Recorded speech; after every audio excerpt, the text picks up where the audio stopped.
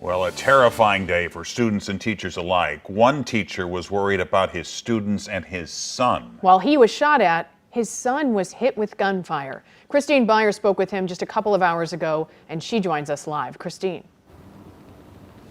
That's right, and Manfret McGhee is the Dean of Art at Center for Visual and Performing Arts High School, and he spoke to us just 20 minutes after his son got out of surgery. I stepped into the hallway to find out, a little bit more about what was going on. At that moment, the shooter was in the hallway and fired a shot at myself and another co-worker. Manfret says he ran to a bathroom to hide, and all he could think about was his 16-year-old son, Anthony. When I came out of where I was in my secure location, I intercepted my son, who I was informed had been shot. He says he saw blood and a hole in the back of his son's pant leg. They were in the classroom. The classroom was locked per our policy, and that the shooter shot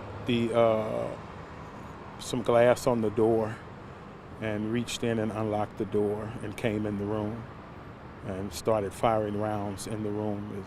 So that's where he was shot. Manfret says he knew the shooter, Orlando Harris, when Harris was a student there.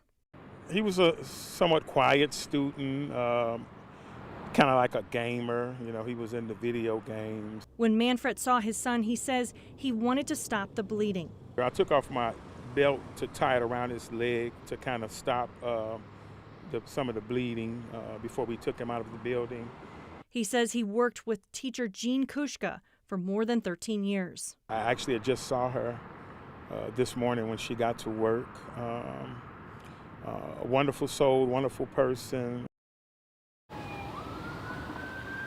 Now, I asked Mr. McGhee, why would you speak to us just 20 minutes after your son got out of surgery? And he said he thought it was important that the community know that this did not go down like other shootings throughout the world. He said that first responders and St. Louis Public Schools were on top of it. Live outside of Barnes Jewish Hospital, Christine Byers, 5 on your side.